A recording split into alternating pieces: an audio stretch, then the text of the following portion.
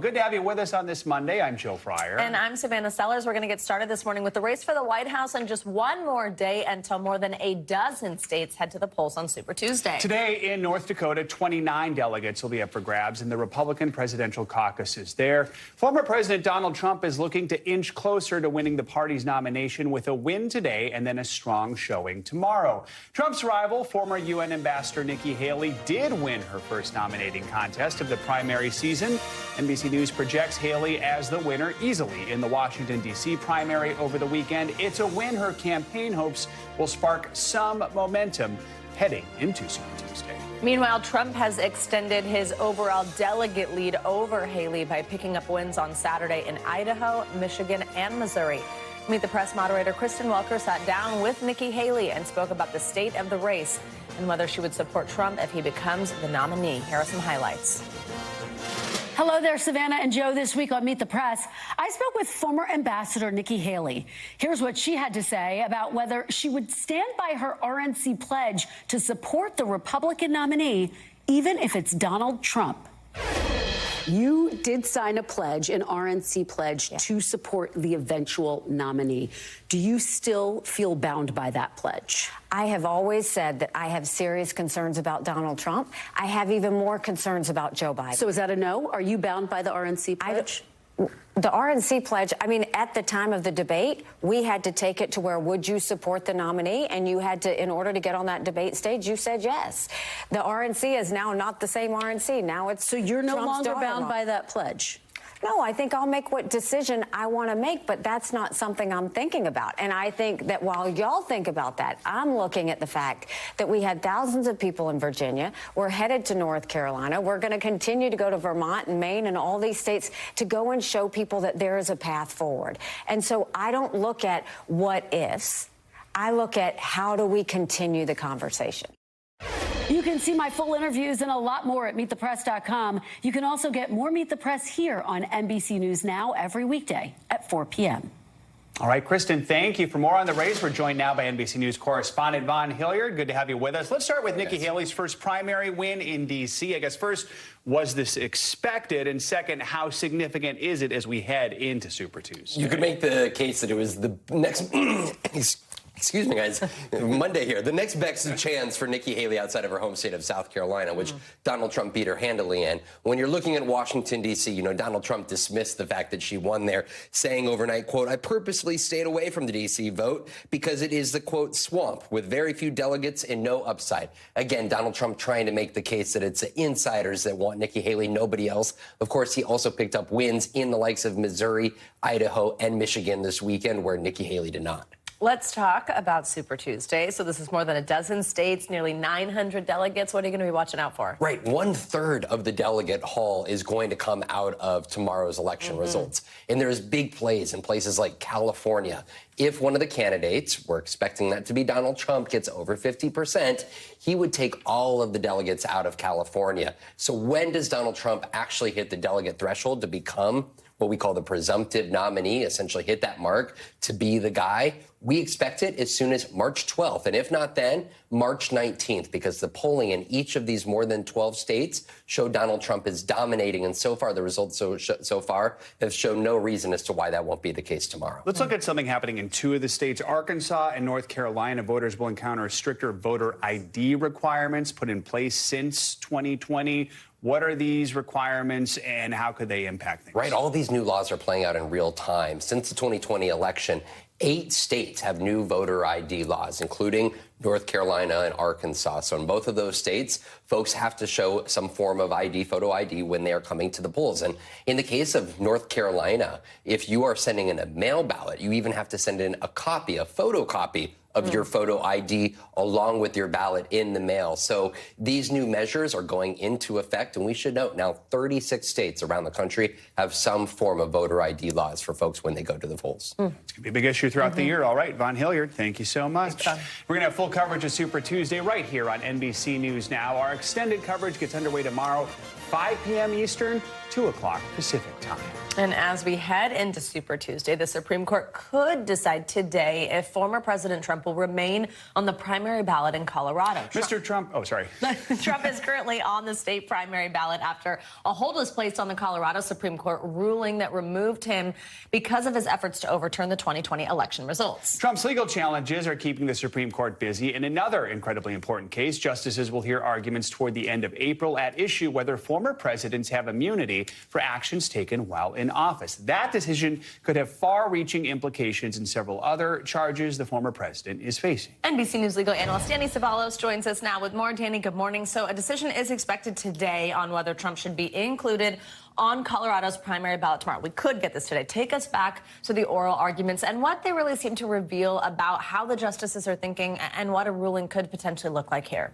Justices on the court, including those considered on the liberal side of the line, seem skeptical or concerned about the idea that an individual state could keep a presidential candidate off the ballot and thereby substantially affecting the outcome of an election. And so, just as they predicted, we now see all these different challenges that are procedurally very different. Some of them are in the state courts. Some of them are administratively through the state Secretary of State, for example. So the justices have a lot of issues before them, and the challengers, those who seek to keep Trump off the ballot, have to have a lot of things go right for them. Meanwhile, on the other hand, it really seems that the justices only need to conclude that any of the challengers' positions are wrong and Trump stays on the ballot. If you're betting, the odds are Trump stays on all of these ballots. So, Danny, this isn't Trump's only case in front of the high court. The justices have also agreed to hear these arguments over his claim of presidential immunity.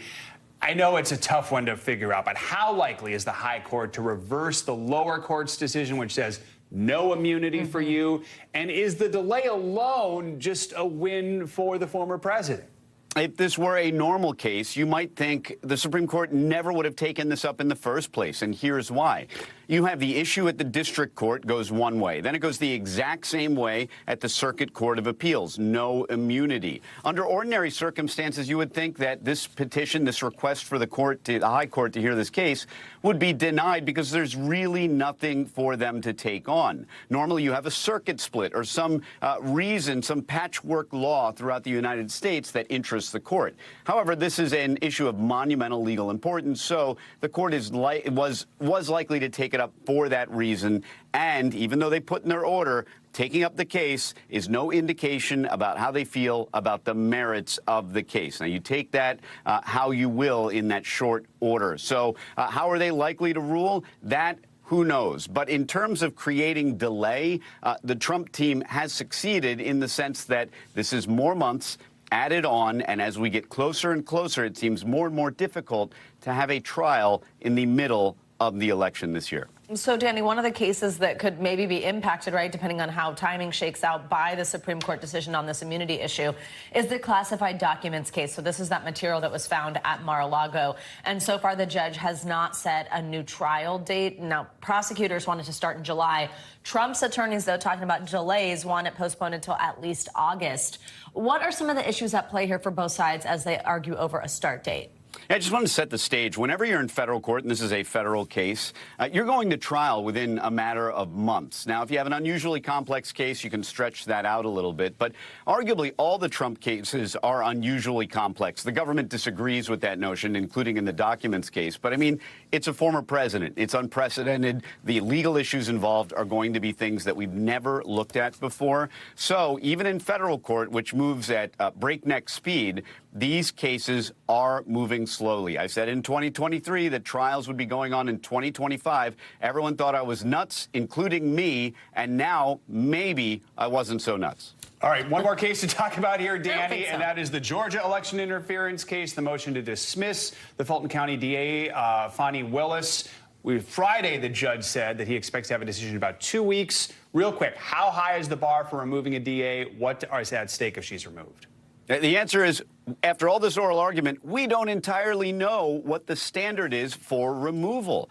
Is it just the appearance of impropriety, or do you need an actual conflict, something that affects the prosecution of the case? Because, you know, arguably all of these things that are going on between two DAs and having an affair or whatever it is, allegedly, have nothing to do with the substantive guilt or innocence of the defendants.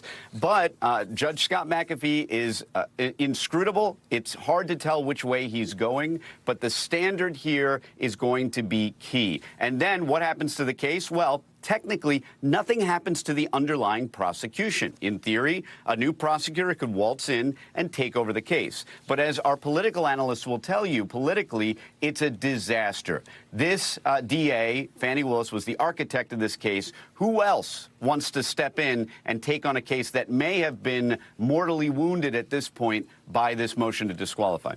All right, Danny Cevallos, as always, thank you. Let's turn now to the Middle East, where talks over a ceasefire hostage deal in Gaza are intensifying. A Hamas delegation is in Cairo this morning for negotiations after a U.S. official said over the weekend that Israel had essentially accepted the proposed framework for a 6-week truce. The talks come after the U.S. carried out its first aid drop over Gaza on Saturday. This is a joint effort with Jordan. The UN says a quarter of Gaza's population is now starving. In Selma, Alabama yesterday, Vice President Kamala Harris brought up the humanitarian situation in the Palestinian enclave and called for a ceasefire. In some of the strongest comments yet by a U.S. leader, Harris called the conditions in Gaza inhumane and rebuked Israel for not letting enough aid in. What we are seeing every day in Gaza is devastating. We have seen reports of families eating leaves or animal feed, women giving birth to malnourished babies with little or no medical care, and children dying from malnutrition and dehydration. Israeli government must do more to significantly increase the flow of aid. No excuses. They must open new border crossings. They must not impose any unnecessary restrictions on the delivery of aid. Joining us now, NBC News White House correspondent Ali Rafa and our foreign correspondent Megan Fitzgerald. Good morning to both of you. Megan, let's start with you. What is the latest on these ceasefire hostage talks in Cairo? Are we actually getting any closer to a deal? Well, look, Joe, you know, both Egypt and the U.S. have said that these negotiations seem promising. While Israel didn't send a high-level delegation to Cairo, U.S. officials are saying that Israel has basically agreed to the proposal that's on the table right now, and that the Israelis are increasingly optimistic that a deal can be reached by the start of the holy month of Ramadan, which, by the way, is about a week away on March 10th. Here's what we know about this potential deal. It's based around the U.S. proposal for a 6-week ceasefire, and it would allow for more humanitarian aid to reach the enclave. It's anticipated that this deal would allow for the release of some hostages taken from Israel in exchange for the release of some Palestinian prisoners. An Israeli official did tell NBC News that Hamas has not yet provided a list of which hostages remain alive, calling it a key issue. So, look, things seem to be progressing, but at this moment, an agreement has not yet been reached. Ali, let's bring you in here and talk about that speech that we just heard a little bit of from Vice President Harris, expressing that disapproval at how Israel's been restricting aid. Tell us more. What else did we hear from her?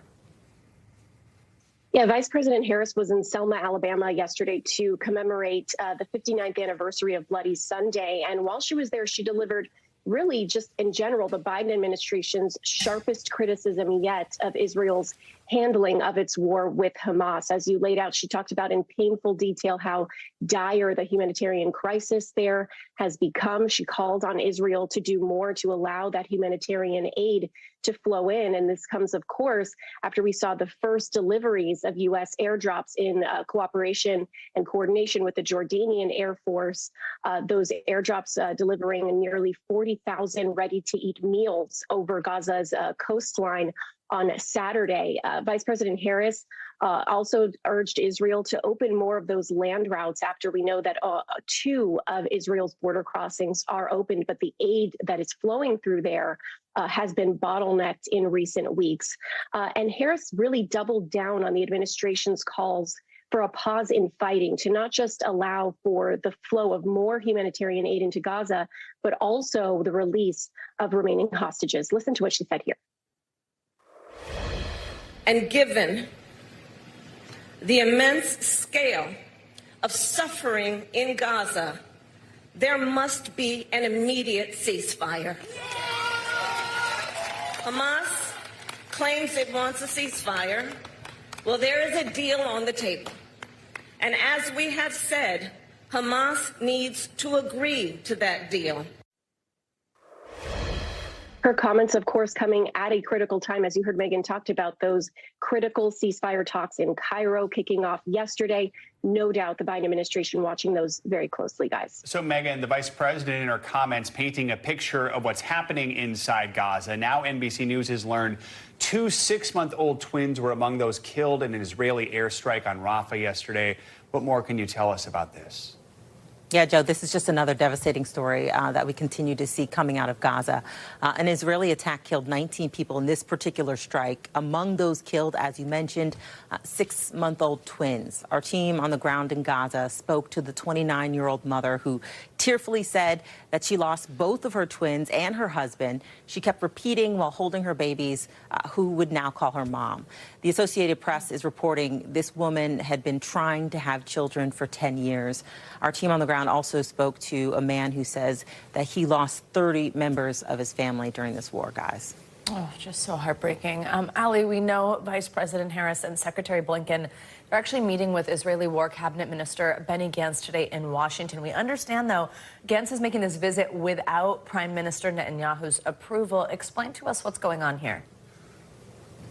Yeah, guys, Gantz is not just a top Israeli war cabinet member. He's also a political rival of Prime Minister Netanyahu, as he represents a much more centrist view compared to Netanyahu's very conservative government. So we understand that he's going to be in Washington, D.C. for a few days, meeting with, as you mentioned, Vice President Harris, as well as Secretary of State Antony Blinken, National Security Advisor Jake Sullivan, and lawmakers on Capitol Hill. And they're going to be talking about not just the war in Gaza. They're going to be talking about how to ease the humanitarian suffering there, but also talk about plans for what the day after the war is going to look like as far as security and a governing system in Gaza. So lots more to come out of those meetings. All right, Ali and Megan, thank you both. Appreciate it. Let's turn now to California, where the biggest snowstorm of the season has been barreling through the Sierra Nevada region. This morning, residents are attempting to dig out as snow totals continue to build after a weekend of battling relentless conditions, including heavy snow and strong wind gusts. The National Weather Service says at times the rate of snowfall in the region was more than 3 inches of snow every hour. That created life-threatening whiteout conditions for drivers on the road. Interstate 80 was shut down for miles. NBC News correspondent Steve Patterson joins us now from Checkey, California with the latest. Steve, good morning. How are things where you are? Tell us what you're seeing. Savannah, it is miraculous. I've been outside for about an hour now, and this is maybe the least amount of snow that we've seen since we've been on the ground here. I've got a train coming by. It's going to be very, very loud. But I can tell you that this has been a continuous snowfall situation since Thursday night. But as you mentioned, some communities seeing those 3 to 5 inches every hour covering this region in snow. At one point, there was an expanse of about 300 miles just of blizzard warnings. So the fact that we're getting a break, and we are, this storm system currently is moving out, being replaced by another one, is a very welcome reprieve for residents. The danger, though, still on the road. As far as we know, Interstate 80 still shut down for about 100 miles. Guys? Steve powered through the wind all weekend long, so Yeah, the train, piece of cake, no problem at all. Right as he starts. As we mentioned, Steve, things, got so intense over the weekend. Interstate 80 was closed. As of yesterday, the California Highway Patrol said it had no estimated time of it reopening. What more can you tell us about that and what it really means for people who depend on that vital artery? Well, first of all, I mean, this was the worst situation that the storm brought. At some points, people had to leave their cars on the highway. They were being rescued from the interstate because of just how blindingly whiteout conditions were. I can tell you, just being in the car, driving around areas, visibility was next to zero. So they had to make that decision. But it is a huge decision. That is the major thoroughfare. That is the thing that connects communities in this entire mountain region. So instead of going in a straight line direction, you might have to go the entirety around Lake Tahoe to get to where you're going. It means that people were cut off. And I think it hit really fast. That sort of decision caught people off guard. I spoke to one woman who said she was just expecting some snow, but they got that huge storm, and it was really, really unexpected. Listen to this. We definitely thought, maybe there was a little too much hype at first, the first like 36 hours. And then Friday night, we came downtown. It was definitely a blizzard, and we woke up to a lot of snow yesterday, and it never let up. But yeah, we went from 0 to 100 pretty fast. 0 to 100 very fast. People here are hardy. They don't believe the media when we say it's going to snow really bad. And I think even people here were really caught off guard by how much snow we got. And Steve, more on the way, right? The region expecting another snowstorm today. How are people preparing for that on top of what's already on the ground behind you?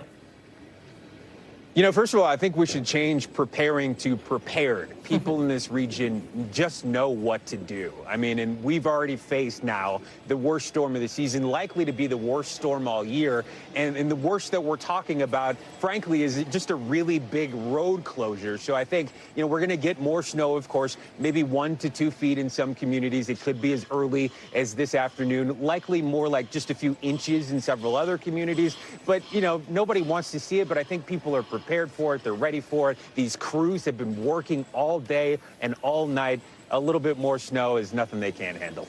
Guys. All right, Steve Patterson, stay warm. Thank you very much. Stay on weather and bring in meteorologist Michelle Grossman for a look at this week's forecast. Oh, wow, Michelle, look at those images from Steve. Good morning. I know, it's crazy. I mean, some spots got over 40 inches of snow in just 24 hours. And we're going to add to that, as Steve mentioned, we're going to add 1 to 2 feet in some spots, anywhere from 4 to 8 in the lower elevations. So we do have winter alerts still this morning, and these impacts will be felt not only today, but Tuesday, also Wednesday. We're going to see blowing snow. We're going to see blizzard conditions in some spots, still really cold, and some wind we're going to throw in there as well. Then on the coast, we're looking at some rain, and some of that could cause some flooding. So let's talk about today. Here's that next system coming on shore. This will bring the impacts through Wednesday. We're going to see heavy rain, more snow for northern California. Then as we go throughout tomorrow, we'll see the heaviest snow confined to the northern Sierra. So that would be 1 to 2 feet, 2 feet being the highest elevations. And then we're going to see that rain increasing for the coastal areas, still really saturated there. So it's not going to take much to cause some flooding. And we're going to see 1 to 3 inches. Then by Wednesday, snow showers steadily decrease. So we're going to see improving conditions, but still this rain stretching to Southern California. So we'll see the system kind of sink down to the south. Where you see those brighter colors, that's where we expect the heaviest rain. The heaviest snow will be in the highest elevations, anywhere from 1 to 2 feet. Lower elevations, as Steve mentioned, we'll see inches of snow. And then we'll see anywhere from 1 to 3 inches of rain from Washington all the way down to California, where you see those darker colors, especially along the coast, is where we're going to see the heaviest rain. Also expecting a lot of rain in portions of the east. So today we're going to see the system moving off to the east.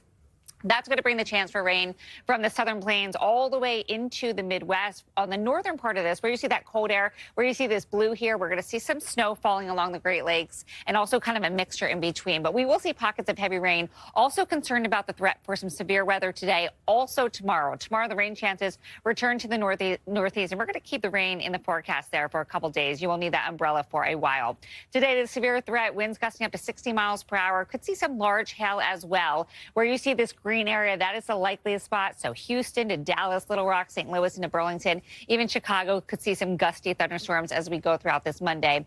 Then by tomorrow, we're looking at that threat from Little Rock to Shreveport, Alexandria, down to New Orleans. Again, we're seeing winds gusting at 60 miles per hour, some hail, even a tornado threat, but that is on the lower side. Another big story, we'll end it here. We're looking at really warm conditions, very spring-like. We're looking at temperatures into the 70s in a lot of spots. Look at Buffalo, 36 degrees above normal. We're looking at 73, 76 in Cincinnati. St. Louis, 79, Knoxville, 73 degrees. As we go throughout tomorrow, we'll keep that spring-like weather in the forecast because we're looking at temperatures still well above normal. Some temperatures today will be close to 40 degrees above normal. So by tomorrow, we're looking at Pittsburgh, 73, and Charleston, 77. Back to you both. Spring break in Buffalo. 80 degrees I know, right? in Charleston. That's wild. All right, Michelle, thank you very much. Sure.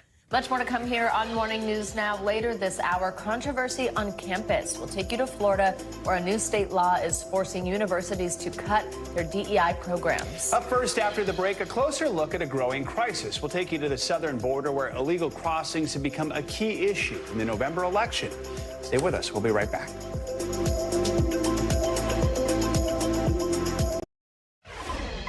We're back now with a closer look at the battle over the southern border and how that issue will impact this year's high-stakes election. Yeah, we've actually got some new polling here from NBC News that's shedding some light. According to it, former President Trump holds a 35-point lead over President Biden among registered voters when it comes to which candidate would better handle the situation at the border. But when it comes to treating migrants humanely, President Biden holds a 17-point lead over Trump. With more on all this, here's NBC News senior White House correspondent Gabe Gutierrez.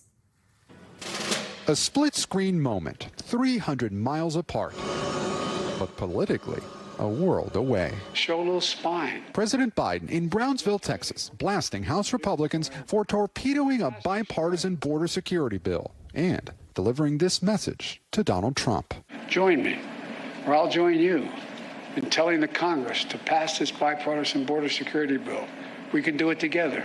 The former president in Eagle Pass, Texas, blaming the current White House for the record-breaking migrant influx. This is a Biden invasion over the past 3 years. And also highlighting the recent high-profile death of Georgia nursing student Laken Riley, allegedly killed by an undocumented immigrant from Venezuela. Joe Biden will never say Laken Riley's name, but we will say it. Still, an NBC News review of available data shows crime has actually dipped in cities that receive the most migrants. Ever since candidate Trump first announced he was running for president, he's made immigration central to his political identity. Build that wall! He's warned about migrant caravans and made sweeping claims about his opponents. Our border is an open and gushing wound, yet Crooked Joe is fighting the state of Texas to stop them from defending our border. President Biden has never said he wants open borders. What he has done is roll back some of the Trump administration's border policies, including one that forced many migrants to wait in Mexico while they applied for asylum. The current president has also used humanitarian parole more often. Both Republicans and Democrats now acknowledge the system is broken.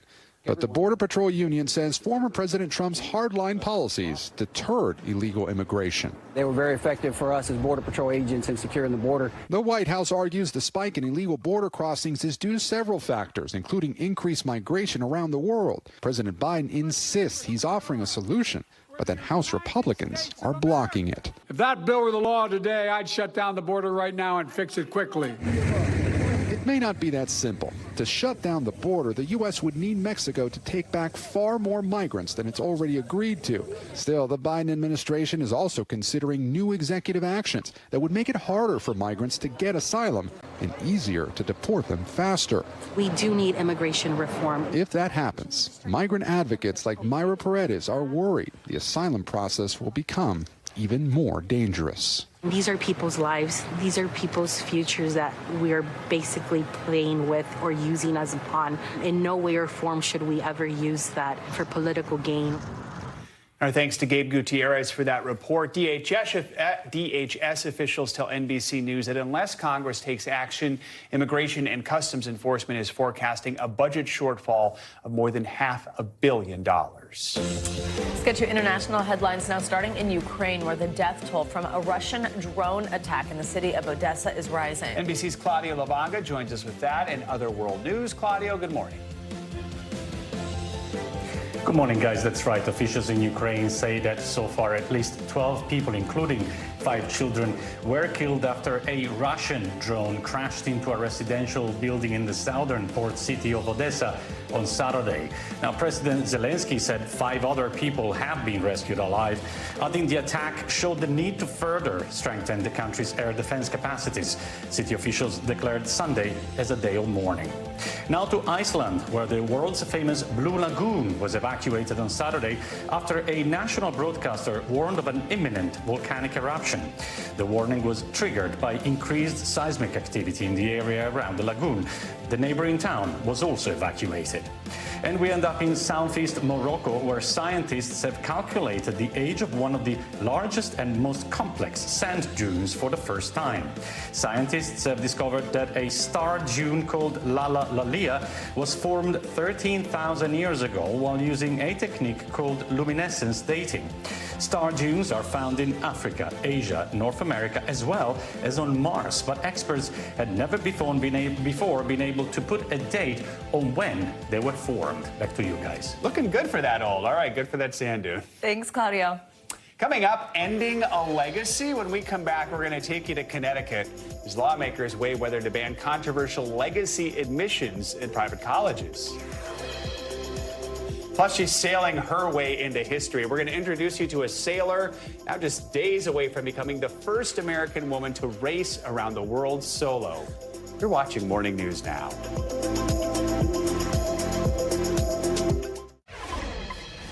We're back now with the ongoing battle over the education system in the state of Florida. On Friday, the University of Florida was forced to fire more than a dozen administrators affiliated with its diversity and inclusion initiatives because of recent changes to state laws. NBC News correspondent Marissa Parra has that story and reaction from students. The University of Florida slashing all diversity, equity, and inclusion roles across campus. Quite disappointed by it. I think that the university administration has let us down in this regard. The school announcing it will reallocate the $5 million initially used for DEI expenses, adding it will also eliminate roughly 30 jobs. I've seen people saying, you know, thank God we can save $5 million a year. And then I've seen other people saying, you know, this is like horrible. The school's director of African American Studies says this decision goes much further than the university. So there might be a long-term impact in terms of recruiting high-end talent based on the fear that, you know, this state isn't welcoming to diversity and inclusion. The University of Florida joining other schools in the state that have also cut their DEI programs. This has basically been used as a veneer to impose an ideological agenda. All of this comes nearly a year after Governor Ron DeSantis signed a law banning Florida's public universities from spending federal and state money on DEI initiatives. DeSantis reacting to the Gainesville University's decision, tweeting, "Florida is where DEI goes to die." But critics of his say they think the push to end DEI comes from a fundamental misunderstanding on what DEI really is. Governor DeSantis sees DEI as toxic. People love to think that DEI is only for African Americans, which is not true. It also applies to white women, Asian Americans, LGBTQ, disability students. An NBC News analysis shows GOP lawmakers across more than 30 states have introduced measures to either limit or eliminate DEI initiatives altogether during this legislative session alone. In Texas, a sweeping new ban on DEI across all state universities took effect at the start of the new year. While the future is unclear how many other GOP-led states will follow suit, one thing is certain: the battle for control over higher ed just beginning. Marissa Parra, NBC News, Gainesville, Florida. Staying with higher ed, the battle over the future of college admissions is playing out in Connecticut. Lawmakers there are weighing whether to ban legacy admissions at private colleges. NBC News correspondent Rahima Ellis explains. A potential first out of Connecticut, the state trying to end one of the most controversial practices in higher education, legacy admissions. That's when a college gives preference to an alum's child, grandchild, sibling, any relative over another candidate. Colorado banned the practice for public schools back in 2021. States like California, New York, Maryland, Virginia, and Massachusetts are thinking about their own bans. Congress is too. This comes after the Supreme Court's conservative majority blocked race-based admissions in landmark rulings against Harvard and the University of North Carolina at Chapel Hill. Now Connecticut wants to take it a step further, pushing to end legacy admissions at private schools, too. This is really an issue, of fairness, and I think it's especially important after the Supreme Court decision last year.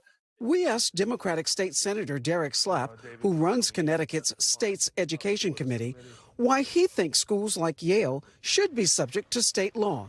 He says it's because of taxes. Let's take Yale, where they would pay, I saw one report, $90 million more a year in property taxes if they weren't granted nonprofit status. As a result, all of us pay more in taxes, right? So the schools can avoid paying taxes. And, that's okay. We establish that they're nonprofits, but that means that they have to operate with the public good in mind.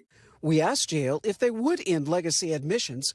They did not respond to our request for comment. So far, only one Connecticut private school, Wesleyan University, has agreed to end legacy admissions. The Connecticut Conference of Independent Colleges, which represents the state's 15 private universities, told our team it opposes the concept of state legislation prohibiting independent colleges in Connecticut from giving preference to legacy students, adding, banning legacy admissions will not move the needle on promoting equity.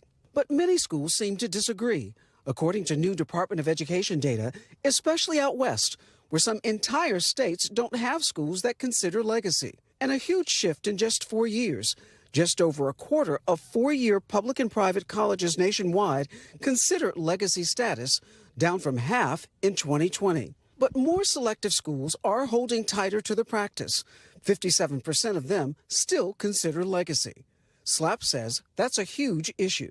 So they have an enormous impact on our society, these schools, and it's really a ticket to the elite. And we all have, I think, a stake in making sure that you don't have to be wealthy to go to one of these schools. And that's what the data shows right now.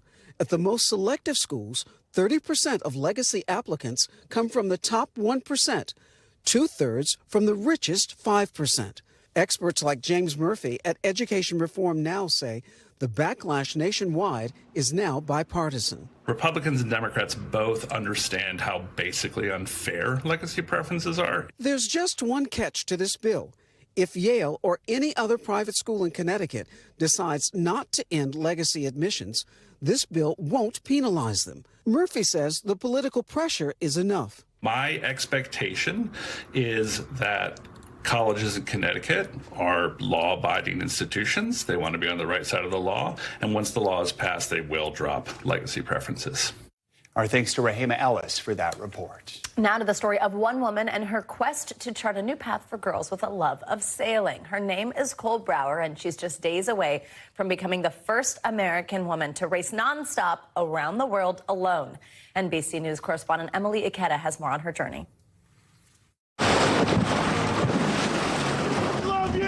Here we go! Aboard this 40-foot racing boat named First Light, 29-year-old Cole Brower has spent 4 months at sea, surviving terrifying moments like this, when massive waves tossed her across the cabin, badly injuring her rib. All this is just some sailing solution. She even put in her own IV when dehydration took hold. As I said, pretty big waves. And now she's closing in on becoming the first American woman to race nonstop around the world alone, competing in the Global Solo Challenge. She's the only woman and the youngest of the 16 skippers who started the race last year. More than half already dropped out. She zoomed with us from the middle of the Atlantic. You wear so many hats on this journey. As solo sailors, you have to be able to do everything. You need to be able to get up even when you're so exhausted, and you have to be able to fix everything on the boat. The last 24 hours, I've been so angry. The journey grueling, no stops on the roughly 30,000 miles from Spain down the west coast of Africa, over to Australia and around the Cape of South America before returning to the starting point. A finish line Brower's expected to hit just days from now. Have you ever been really scared in a moment? I can feel the boat is deteriorating. I can just feel that things are starting to break down. Okay, it's okay. For the 100-pound powerhouse from New York, sailing is a career she's been chasing since college. I push so much harder when someone's like, no, you can't do that. And I'm like, well, okay, watch me. An attitude she hopes will inspire young girls in a male-dominated sport. It would be amazing if there was just one other girl that saw me and said, oh, I can do that too. One woman now navigating a new chapter in history. Emily Ikeda, NBC News. That is extremely impressive and terrifying. We're back now with financial headlines, starting off with some key market events to watch this week. CNBC's Silvana Henao joins us with that and other news. Hey, Silvana, good morning.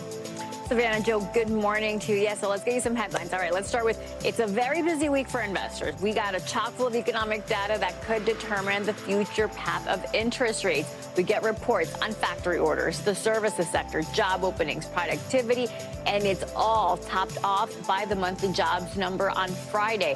Federal Reserve Chairman Jerome Powell will be on Capitol Hill on Wednesday and Thursday testifying before Congress on the economy and Fed policy. And the markets are now pricing in the Fed's first interest rate cut in June. Nearly a year after the collapse of Silicon Valley Bank, Signature Bank, and First Republic, a new survey from Bankrate shows how hard it's been for some Americans to access credit since the Fed started raising interest rates in 2022. Now, half of people who've applied for a loan or financial product have been denied, and almost 1 in 5 have been denied more than once. More than 80% of those who've been denied a loan say it negatively impacted their finances in some way. A third say they felt more stressed, and a quarter turned to alternative financing such as payday loans or cash advances. And Meta is deleting all Oculus accounts at the end of the month. That means if you haven't migrated to a Meta account, you'll lose all of your games, purchases, and store credits. Oculus accounts have been on the way out since 2020. That's when Meta started requiring new users to sign up with Facebook and then Meta accounts instead. Now, the company stopped letting users log into their Oculus accounts last year, guys. All right, Silvana, thank you so much. You got it. LeBron James added yet another historic accomplishment to his legendary basketball career over the weekend. He's already the NBA's all-time leading scorer. Now he's, of course, the first player ever to cross the 40,000 career point plateau. A couple layups helped pass his latest milestone in the second quarter of the Lakers' home game against the Denver Nuggets on Saturday night. Mike Borkenhoff joins us now. He's a national NBA reporter for The Athletic. Mike, always great to have you with us. So just put this milestone in perspective. What has it meant to LeBron James' NBA legacy to reach that particular milestone? Well, LeBron James gets to say he's done something no one else has, right, by joining the 40,000 point club. He's a one of one right now. He surpassed Kareem Abdul-Jabbar last year, and now he's in this tier all by himself. So it's certainly a tremendous notch on his resume. And you know, up until and if anyone ever gets there again, we'll be able to say it's LeBron James and no one else who scored 40,000 career points. One of the remarkable aspects of his career is longevity. He's now just the 6th player in NBA history to play in 21 seasons in the league, still playing at a high level at an age when many athletes start to maybe consider retiring. What is it that you think sets LeBron apart from other NBA greats? Well, I think it's this very rare combination of how good he was at his peak, right? He's in the conversation for best player ever, but then also how long he's been able to do it. There's so few players that have been this good at this age. He's 39 years old. Really, the only comparisons I can think of are Kareem Abdul-Jabbar, who was an all-star into his 40s, and Michael Jordan, who was an all-star at 38 and 39 after he came back from 3 years of retirement, which is 3 years of wear and tear that he didn't have on his body. Everyone else that's in his peer group or near his peer group, really by the time they were 38, 39 years old, had stopped playing or just were, a shadow of themselves. And LeBron continues to be really good. He was third team All-NBA last year. He'll probably be on an All-NBA team this year. He was an all-star. It's so very rare. You can count on one hand how many players have been this good this late into their careers and their lives. You mentioned that conversation about the best player ever. I mean, does scoring, reaching this 40,000 points, what does that do for the argument that maybe it's LeBron?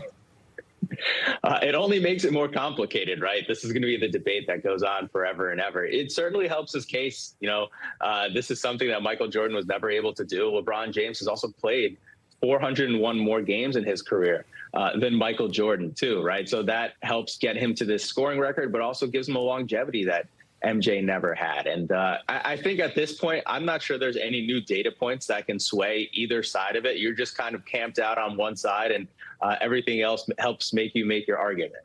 Up next, we'll take you to an Oklahoma hot dog shop saved from closing its doors with the help of social media. Stay with us. You're watching Morning News Now.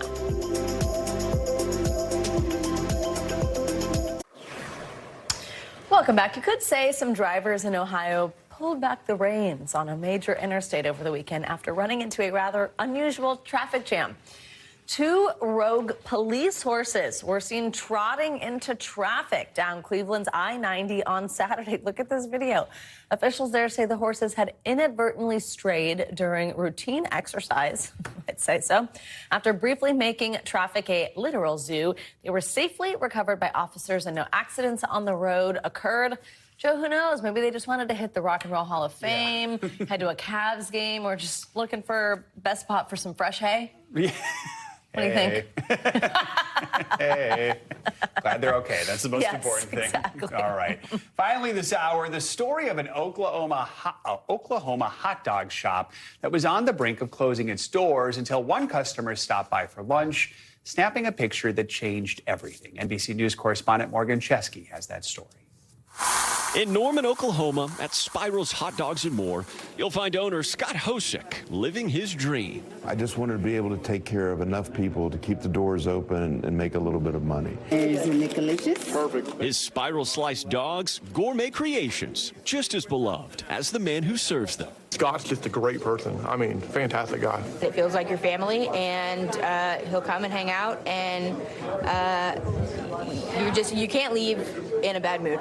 Hard to believe just a few weeks back, business slowed so much, Hosick's dream was dying. When you walk in that day, what's your first thought? I didn't know if I made the right choice. Stopping by for lunch, customer Nick Chappelle was confused. The place was dead, but the food amazing, and Hosick incredibly kind. So he snapped this pic of Hosick waiting for customers, then told a few friends to swing by. Have you ever done anything like this before? Not even close, man. I don't share anything on Facebook. I'm never really on social media. I'm staring out the window. He takes the picture. I have no clue. The next day, I'm at the register the first hour, and I'm getting buried. Thanks to those very friends, Chappelle's photo went viral.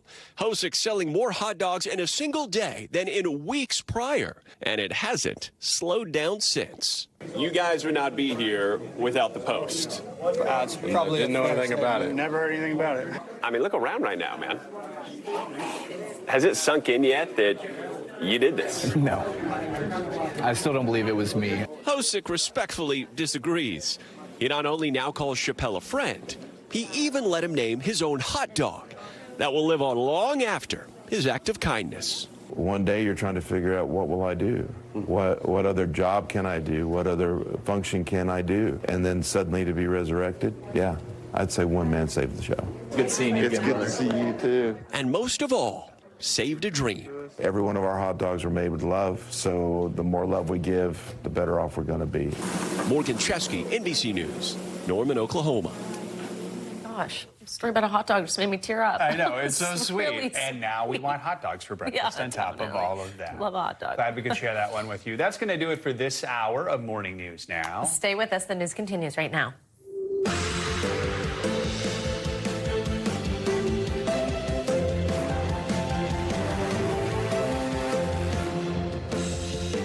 Good morning. Thanks for joining us this Monday. I am Savannah Sellers. I'm Joe Fryer. Right now on Morning News Now, California, Sierra Nevada mountains buried. A massive blizzard pummeling the region, dumping nearly 10 feet of snow over the weekend.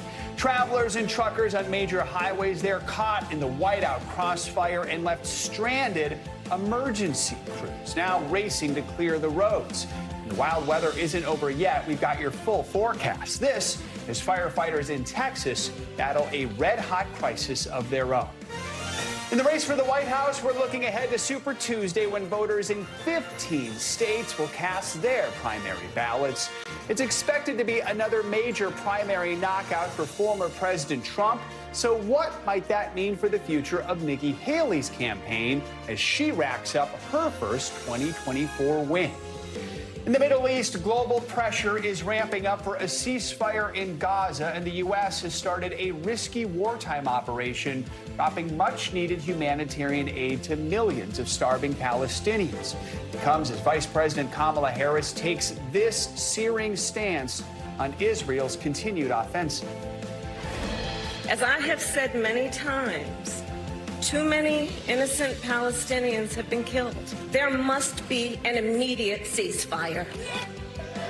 We've got the very latest on those negotiations in just a moment. We're going to begin this morning with the blizzards in California, Sierra Nevada mountains. Yeah, residents in the region are recovering from severe conditions that dropped nearly 10 feet of snow over the last 3 days. And according to forecasts, they may not be out of the woods yet, with more snow expected to be on the way. NBC News correspondent Steve Patterson has the latest. Yeah, this storm was massive, and it wreaked havoc on the roads, shutting down several highways, including the major artery in this area, Interstate 80. And it did so covering an expanse at times of about 300 miles in. This is an NBC News special report. Here's Craig Melvin.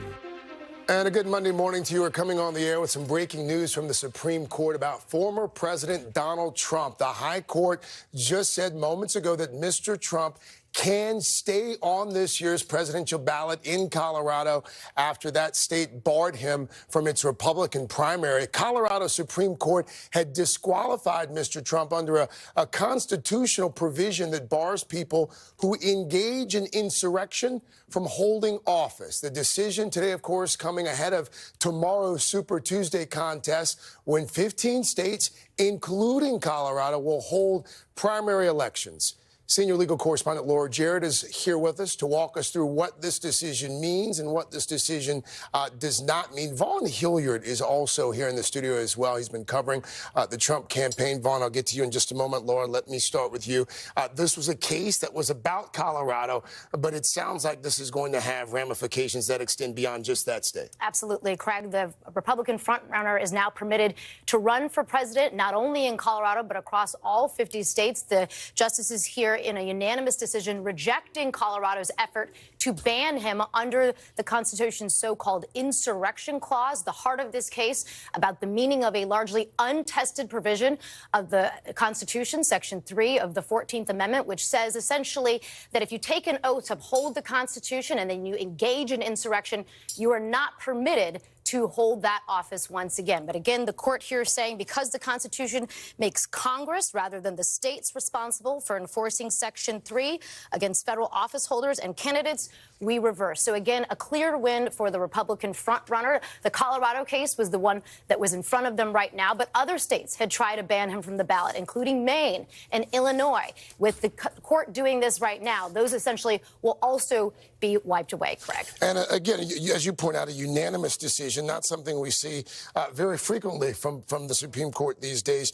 There were two questions at hand. You mentioned, of course, the clause in the 14th Amendment, but there was also the question of who actually gets to decide who's engaged in an insurrection in this country. Yes, and Donald Trump's attorneys had essentially tried to convince the court successfully here that this was for Congress to decide. Not just any one state could sort of unilaterally take somebody off a ballot in a national election. That was something that the justices were very interested in at oral argument, something that they appeared deeply skeptical of. The Colorado voters in this case trying to do that, and obviously Trump's position prevailed in this case. So this does now mean that the outstanding ballot challenges have been done away with. Yes. Remember, there were dozens and dozens of lawsuits across the country. Some courts had tried to dodge the issue. Some courts had ruled in Trump's favor, saying states didn't have the power to do this. Colorado was the first one that had taken that unprecedented step in trying to ban him. And then two others followed, as I mentioned, in both Illinois and Maine. And now those will no longer hold. Well, we've talked about this a fair amount over the past few weeks. You're not terribly surprised. It seemed as if the justices were openly skeptical, shall we say, when those oral arguments were made roughly a month ago. They were. And you'll remember how this all started was by voters. This was sort of a project that was started at its inception with a liberal think tank group that was trying to see if they could disqualify the former president. They started sort of a state-by-state effort trying to figure out which states would be most receptive to it. But it wasn't just progressives who were thinking that they might actually be able to do this successfully, Craig. There were a number of outspoken Republicans and other conservatives who had tried to make this argument and say, if you look at just the plain text of the 14th Amendment, he should be banned. But again, we're going to work our way through the decision and see exactly how the court dispensed with that. I'll let you sift through that for just a few moments. I'll turn my attention to you, Mr. Hilliard. You've been spending a fair amount of time over the past few months actually past few years, covering the former president. What do we expect to hear from him when he does make some remarks with regards to what we're hearing from the Supreme Court today? Right. Donald Trump is at his Mar-a-Lago estate in West Palm Beach right now. We saw in the minutes after the oral arguments in front of the Supreme Court a month ago, him go and address cameras responding to it, calling it a beautiful process that he watched play out at the Supreme Court. The biggest reality here this morning is that Americans should expect Donald Trump to be on the general election ballot for the White House this November. He is well on his way to beating Nikki Haley for the GOP nomination. He could wrap it up as soon as March 12th or even March 19th. And other attempts to keep him off the ballot failed.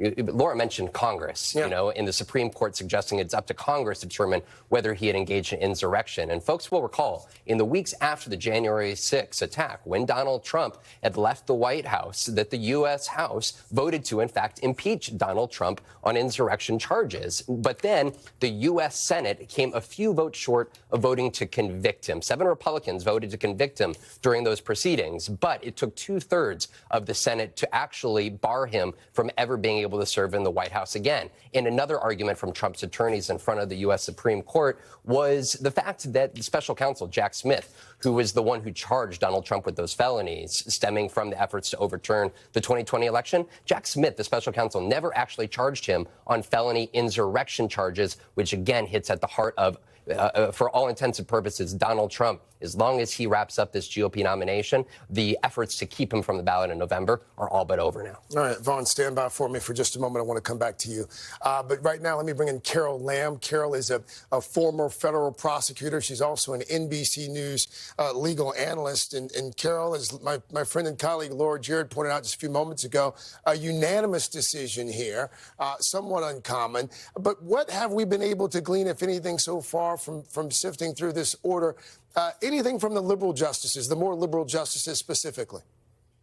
Yes, the 3 liberal justices did write a concurrence where they essentially said, we agree with the general ruling here that Colorado cannot by itself depart from the rest of the nation in taking Donald Trump off the ballot, but they said that the court went further than it had to. And this is a principle of judicial restraint that they're advocating. They said, you said enough. You said that Trump can't be on the ballot, that Colorado can't decide for itself not to put Trump on the ballot. But you went further and said that it's Congress who really dictates who can be removed from consideration because he is a so-called insurrectionist. They said you didn't have to go there. That was farther than judicial restraint permits you to go, and they're critical of the majority opinion for that reason. I will also note that Justice Barrett, typically considered a conservative justice, really emphasized in a separate concurrence that this was a unanimous opinion of the court,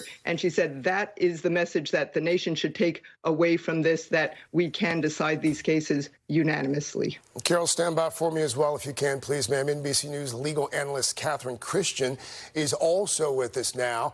Catherine's a former assistant district attorney in the Manhattan DA's office. Thanks for your time this morning.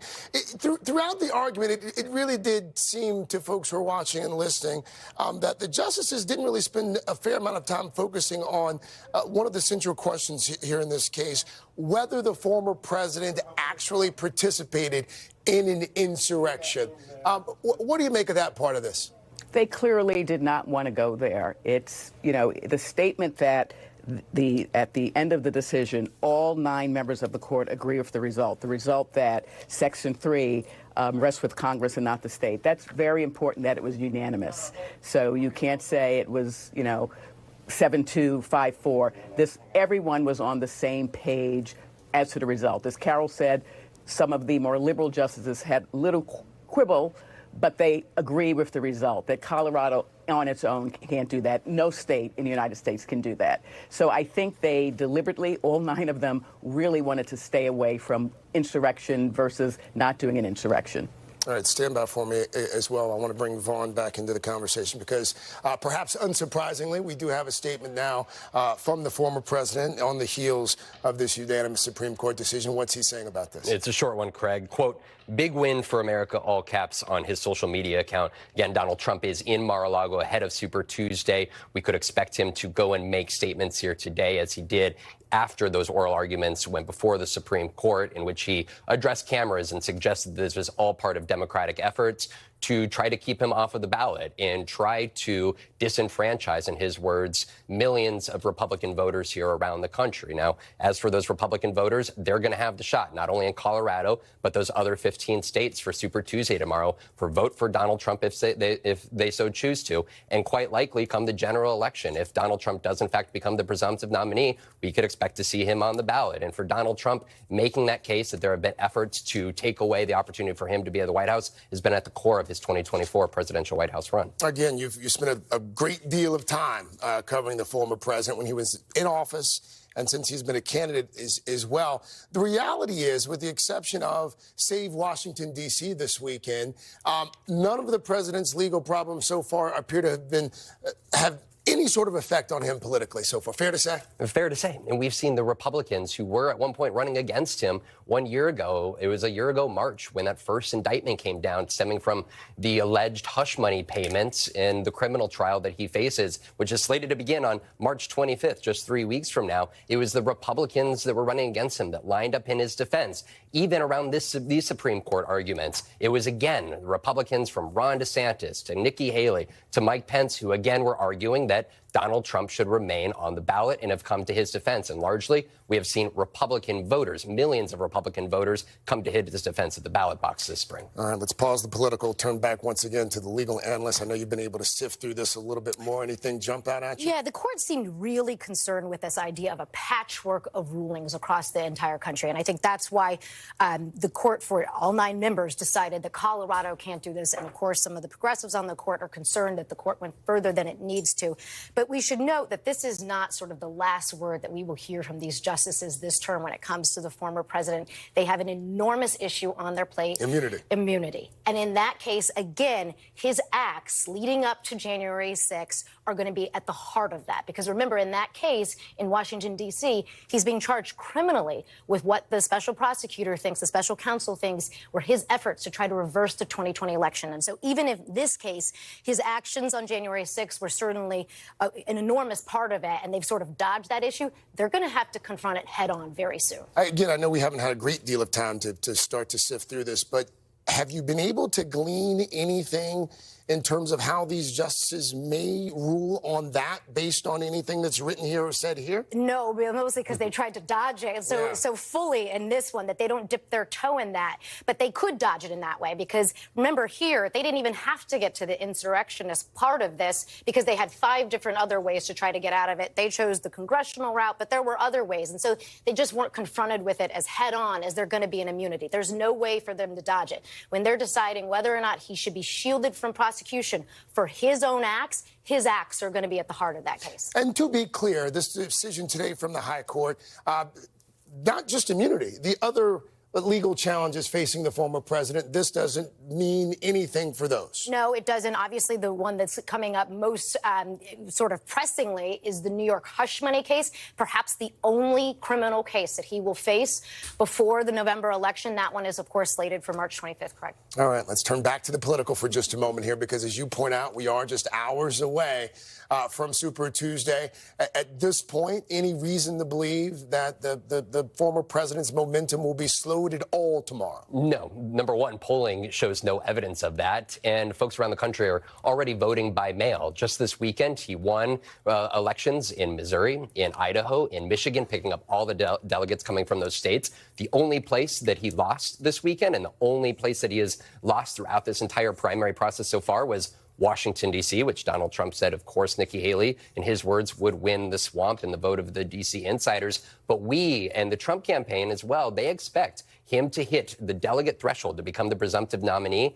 as soon as March 19th. That is the day when Donald Trump would hit that delegate mark to be the presumptive nominee. And it's interesting when we're talking about that March 25th hush money payment trial. That would start just 6 days later. So it would open up his calendar to almost set aside the campaigning for a moment and focus on the legal. And one other note, when we're talking about the Supreme Court in those oral arguments on April 22nd around presidential immunity, Donald Trump for years since leaving the White House attacked this U.S. Supreme Court in one cause for not overturning the 2020 election results. In 2022, he made the case on his social media account that they always rule against him. And so that's why this celebration from him today is so notable. But you also look at, even in his own remarks, he's been recently touting the 3 Supreme Court justices, those 3 conservative justices that he nominated and got onto the bench. So Donald Trump realizes now just how much is at stake on the Supreme Court. We also just received an official statement now from the Colorado states. This is the Secretary of State there in Colorado, Jenna Griswold. The United States Supreme Court has ruled that states do not have the authority to enforce Section 3 of the 14th Amendment for federal candidates. In accordance with this decision, Donald Trump is an eligible candidate on Colorado's 2024 presidential primary. Of course, that primary happening tomorrow with many others around this country. And as Laura Jarrett pointed out, this is not just the case for Colorado. This answers the question about whether the former president can remain on ballots in other states where they have tried to take him off. The high court saying again unanimously that states cannot do that. So a big thanks to Vaughn Hilliard. Vaughn, I know you're going to be very busy over the next day or so covering the former president, Laura Jarrett. No one reads faster and processes and synthesizes information quicker than you. So thanks to you as well. And thanks to our other contributors who joined us for this special report. Of course, we're going to have much, much more on our streaming network, NBC News Now, online at NBCNews.com. And of course, a full wrap up tonight on NBC Nightly News. Right now, though, we are going to return most of you to more of today. I'm Craig Melvin, and this has been an NBC News special report. Even if the airdrops continue for unabated for a relatively long period of time, they won't be able to recover enough food in order to take care of the people who require it, Savannah. Yeah, I mean, so, Colonel, that's what relief agencies are saying, that these aid drops are nowhere near enough to meet the demands of people inside Gaza. The UN says a quarter of people there are starving right now. We know, as we just saw, the Biden administration is trying to pressure Israel to allow more aid in by road. Do you think U.S. influence on Israel is waning if it is having to resort to airdrops like this to get aid in? Well, the longer the war goes on, of course, the more difficult it is for those who are supporting it to continue to support it. There's some groundswell in both in the United States politically. Don't forget this is an election year, and among our allies about continuing to support what's taking place there. It's difficult, however, to even get aid through on the ground. It requires the assistance of the Egyptians who control one side of the border. And each of the vehicles that comes into Gaza with aid, each one has to be inspected. This is extremely time-consuming and labor-intensive. And that won't, even with a ceasefire, that won't ensure that all the aid gets in. The Biden administration says it's also working on a maritime corridor to try to deliver aid to Gaza by sea. Those waters, though, are also controlled by Israel. Do you think that this is a possibility, and would that be more efficient? It would be more efficient, but then the route from the pier into Gaza has to be secured by somebody, and it's not going to be the Egyptians. It's most likely going to be the Israelis, too. And so each of these packages has to be inspected also. It's a very difficult situation. Those of us who have fought in the crucible of war know that it's the civilians who suffer the most in a situation in which there's continuous shooting. And even during a ceasefire, an extended ceasefire, it's difficult to take care of civilians in this kind of environment. Colonel Jack Jacobs, as always, we appreciate your analysis. You bet. Much more to come on this Monday edition of Morning News Now, including SpaceX's latest voyage to the final frontier. We've got more on that successful launch overnight as the four-person crew sets its sights on the International Space Station. First, though, the hunt for Malaysia Airlines Flight 370. 10 years later, after the break, the American company that's now breathing new life into efforts to solve one of the world's greatest aviation mysteries. Our Tom Costello has that story next.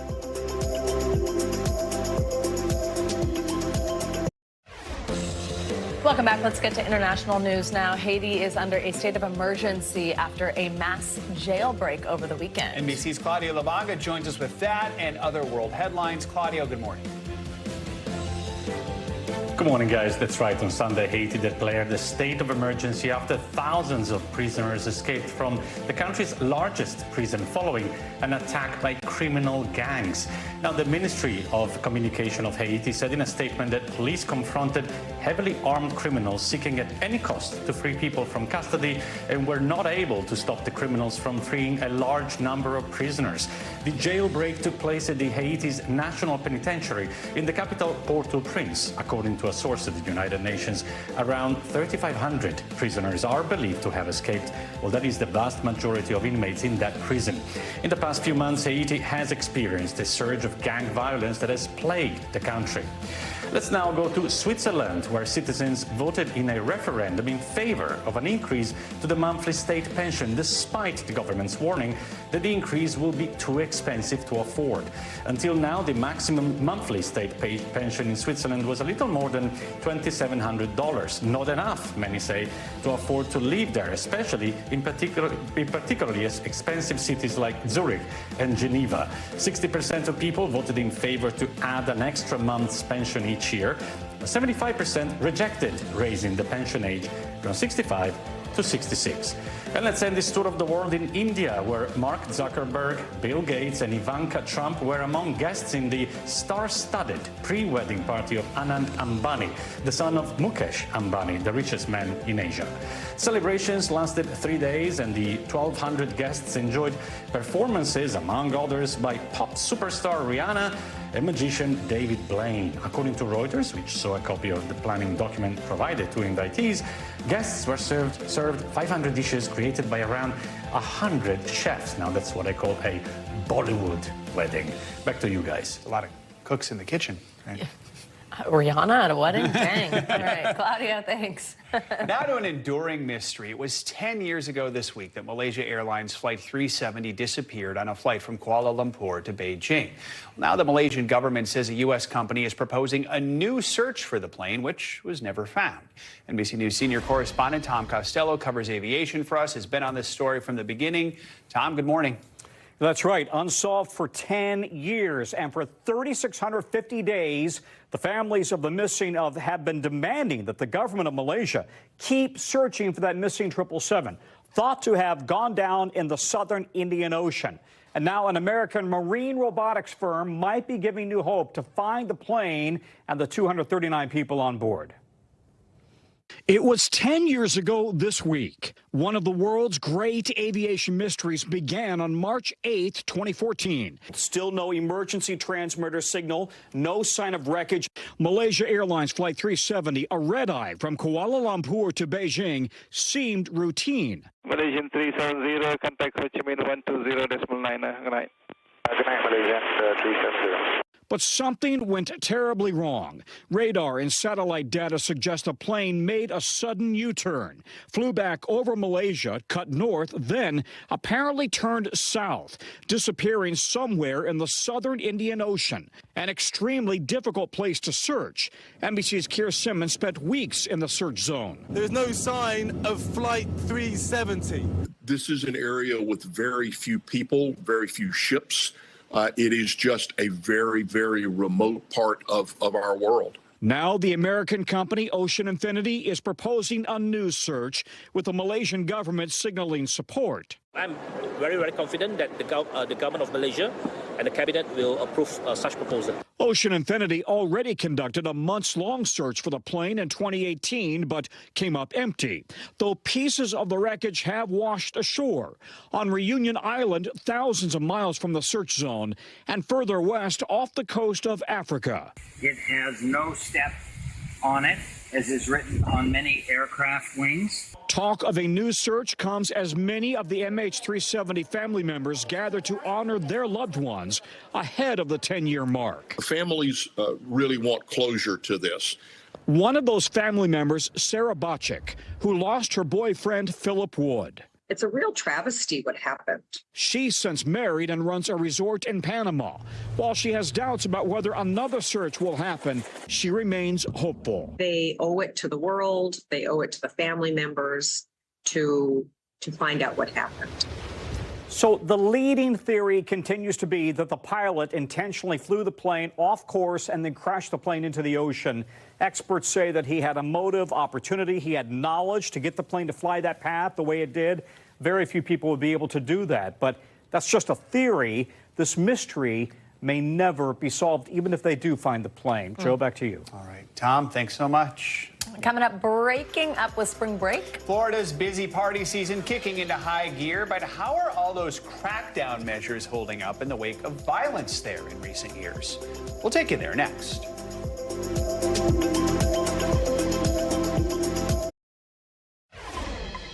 Welcome back. Spring break season is officially here with thousands of visitors heading to warmer destinations. But as spring breakers hope to let the good times roll, officials in South Florida are taking extra measures to keep bad behavior in check.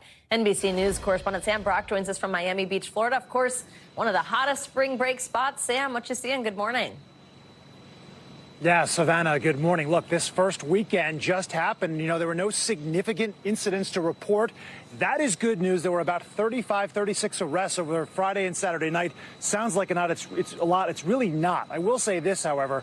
You're looking at extreme enforcement of a crackdown right now in Miami Beach as they're looking forward to the next 2 weekends. That traditionally is when you see the most trouble. The only way on and off the beach right now is 3 different entrances with security checkpoints. Everything else, Savannah, is barricaded as this proactive approach appears to be working. Spring break crowds in Miami Beach are starting to swell. Why Miami Beach? It's the best place to go for spring break. But one thing's already clear. Those flocking to South Beach for some fun in the sun are aware that the rules are going to be very different this year. If you plan on coming to Miami Beach for spring break, don't do it. All of the streets are blocked down here. Do not come down here. The city's high-profile campaign to break up with spring break. This isn't working anymore. And it's not us, it's you. Includes videos like this. You can expect things like curfews, bag checks, and restricted beach access. DUI checkpoints, $100 parking. All of it coming after violence and bad behavior marred the last few years. Police trying to monitor seas of out-of-control partiers on Ocean Drive. And gunshots that have prompted stampedes and claimed lives.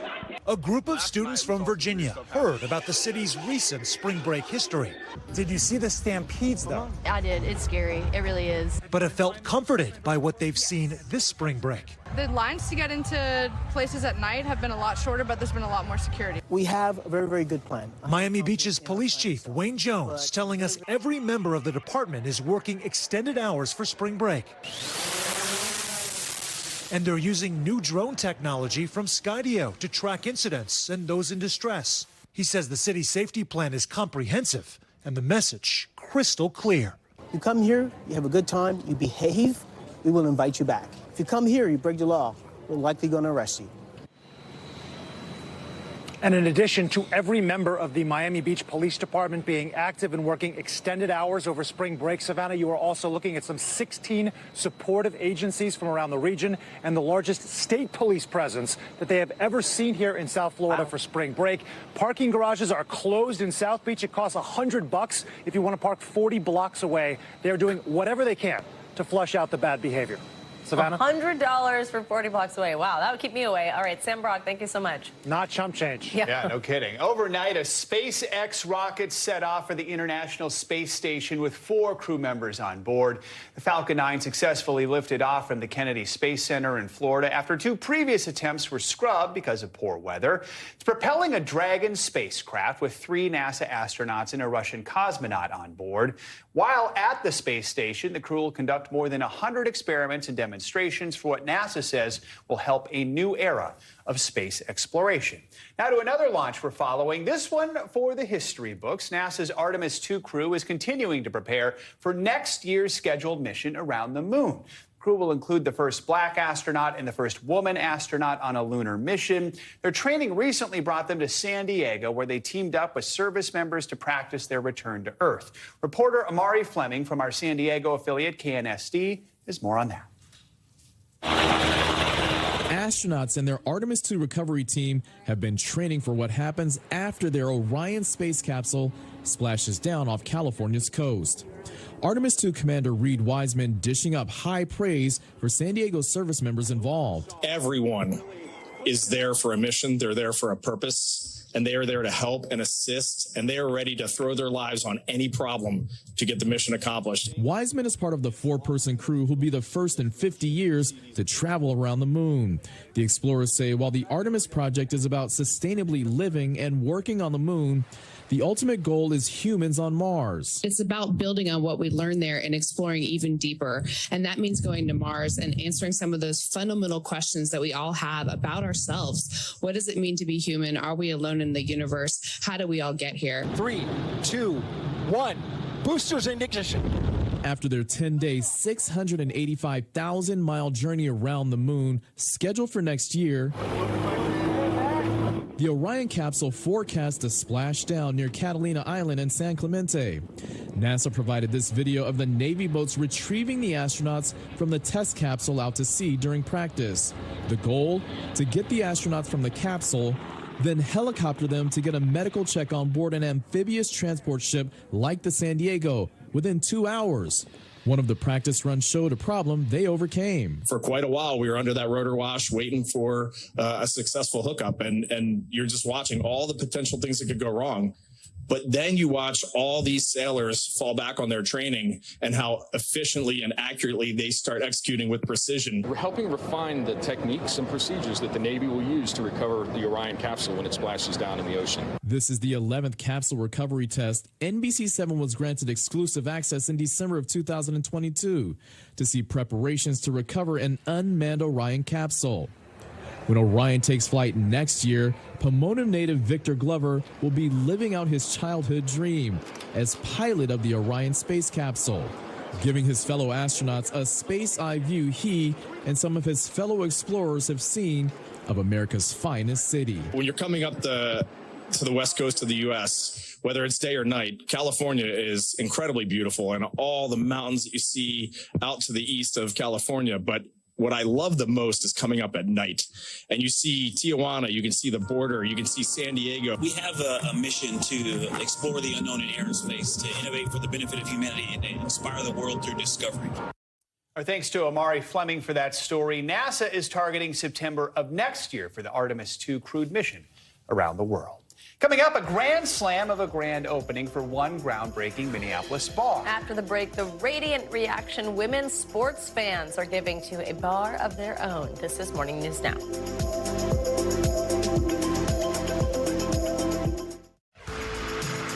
We're back now with breaking financial news this morning. The European Union is fining Apple. CNBC's Silvana Henao joins us again with that and other money news. Silvana, good morning. Joe, Savannah, good morning to you. Yes, so Europe's antitrust regulators announcing a nearly $2 billion fine against Apple today. Now, they're also ordering the company to allow Spotify and other music streaming services to tell users of alternative options to download their apps and pay for purchases outside of Apple's App Store. Last year, the EU said these anti-steering obligations, which were also alleged in a case against Meta Platforms, constitute unfair trading conditions. The Apple case stems from a complaint Spotify lodged back in 2019. Apple says it will appeal the fine. Speaking of Apple, Apple has several releases planned this spring, but the company may not make a big production out of them. Bloomberg reports Apple may skip a spring event in favor of launching new products on its website. Now, these include a revamped iPad Pro with a faster chip and a better screen. Apple is also expected to update the iPad Air. Both would be the first new iPads since 2022. And a pair of investment firms are raising their buyout offer for Macy's. Ark House Management and Brigade Capital are now offering to buy the department store chain and take it private for $6.6 billion. Now, they made their initial offer in December, but Macy's rejected it as too low on concerns about the deal's financing. The board says it will evaluate the latest offer. Last week, Macy's announced it would close 150 stores, guys. All right, Silvana, thank you so much. Yeah.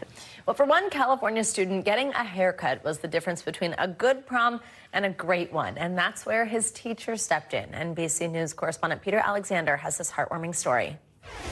That's right. This deservedly is some good news. It's an incredible story about how one person can make a difference by helping to deliver a dream. And sometimes, as we learned, all it takes is a pair of scissors and a big heart. Growing up in California, Claire Hall always knew what she wanted to be. My original dream was to be a hairstylist to the stars of Hollywood. She graduated from cosmetology school, but then life took a turn in a different direction. I am a proud teacher, and I teach special education. So what we're going to do today... In her first year at Acalanes High School outside San Francisco, All right, are you ready? Claire met Mason Zollner. Oh my gosh, he's a doll. What does this say? Funny and sweet, Kangaroo? How do you know that says kangaroo? but he also has his own challenges. Mace. Like his mom Karen says, sitting still for a haircut. What was it like when you were in charge of the haircuts? There is no style. It just was always a little bit traumatizing for him. He didn't want to go to a barber. But when Mason got invited to a celebration for students with special needs, Okay, you ready? Karen knew she needed help, and Miss Hall was ready to step in. I was ready. I was like, that's my guy. Mason, can you come up? Let's get your haircut. So she turned it into a lesson about life skills. All right, so I'm going to use the clipper on Mason. Trimming Mason's hair in front of the whole class. It was a collision of both of my loves. Then the big night. Ladies and gentlemen, let's give a warm welcome to Mason. Mason is confident as ever, looking like $1 million. He, was strutting down the red carpet in his little tuxedo and his gorgeous new haircut. This was a whole new Mason. You see, what Claire gave Mason was much more than just a haircut. And for Claire, much more than she ever could have imagined. I'm living the dream. They don't have the opportunities that everyone else does. So, excuse me. So, I just, to be able to put my love into, Mason for now, is a dream. And Claire tells us she has a new dream now to open a hair salon for those with special needs. And by the way, how good did Mason look? Yeah. Back to you. Great haircut. What a great heart, though, on that teacher. Peter, thank you so much. Last week, we brought you the story of Jillian Hiscock, owner of Minnesota's only bar dedicated to women's sports. Well, this morning, we're happy to report that Hiscock knocked her grand opening out of the park. Reporter Sammy Salina of our Minneapolis affiliate Cairo 11 takes us to the sold-out bar during its big launch. The only bar dedicated to women's sports in Minnesota is finally open, and if the crowd on a workday says anything, it's that this fan base is here to stay. A bar of their own. By them, for them. I'm supposed to be at work, so I don't know what so am I. This is my work bag. There's a reason why a line is forming before noon on a Friday. Anybody can come here and really just see the joy of seeing women compete. A long time coming.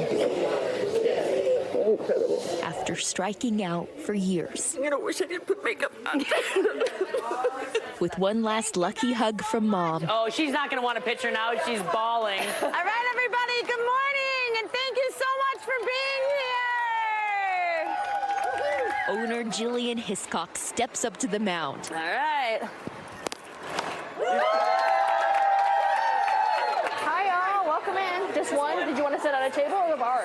Opening day filled up fast with athletes who legitimately have had to start leagues of their own. Half the population that has been under notice, under cap. Hi, y'all. Welcome in. A little bit overwhelming, but very good. Now they're seated at the only bar in the state exclusively showing women's sports. First, we started out with magazines taped around our shins and playing outside, and then pretty soon the boys said, well, you can't play. See our beer? Urban Growler made for us. Today, they have the home field advantage. It's a comfortable feeling of pride and finally accomplishment, and that somebody noticed finally that girls are athletes and they're good. They're excellent.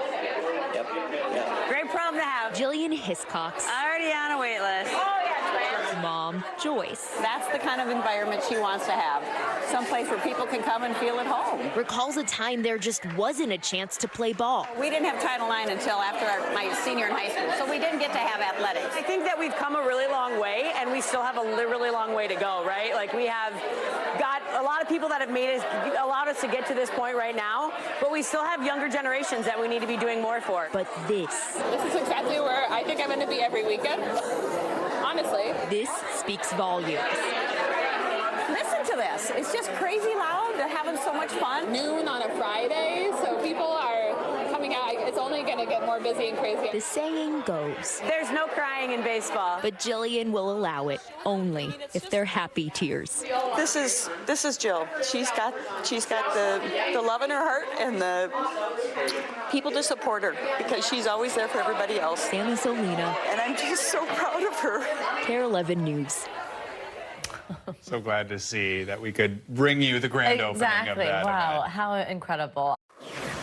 Welcome back. A science fiction sandstorm took over the box office this weekend. The premiere weekend of Dune Part 2 raked in $81.5 million domestically, more than $178 million globally, making it the year's biggest movie so far. The film is also a hit with critics, reaching a 94% rating on Rotten Tomatoes. The sequel's numbers are well ahead of the first Dune movie's opening weekend back in October 2021, with audiences affected by the pandemic brought in $41 million. Of course, the first Dune of this series, the first Dune was in the 80s. I am a big fan of the first recent one. Yeah, the first one, that's the new one. And I want to see that, but I gotta wait till, it's not so craziness in the theater. But it's good to see a hit, too, because the box office needs that right now. Absolutely. That's going to do it for this hour of Morning News Now. Don't go anywhere, though. The news continues right now.